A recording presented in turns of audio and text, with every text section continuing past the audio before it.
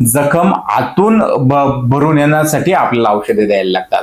पोट साफ करण्याबरोबरच गुदद्वारामध्ये पडलेली जी उभी जखम आहे तर ती भरून येणारी औषधे देणे हे अत्यंत गरजेचे आहे।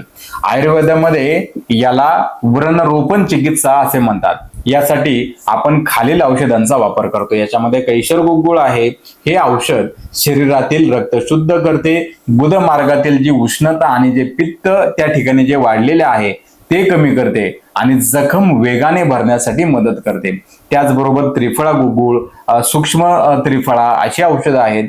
गुदद्वाराच्या ठिकाणी खूप सूज निर्माण झालेली असेल, ठणका निर्माण झालेला असेल, इन्फेक्शन झाले असेल तर त्रिफळा गुग्गुळ अत्यंत प्रभावी अँटीबायोटिक सारखं काम करणारं, वेदना शमन करणारं हे औषध आहे।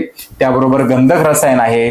जखमेतून जर चिकट असा स्राव, पू निर्माण येत असेल तर अशा ठिकाणी गंधक रसायन देणं खूप गरजेचं राहतं। तर अशा ठिकाणी गंधक रसायनाने त्वचेची प्रतिकार शक्ती वाढून ती जखम सुकवण्याचे काम करते।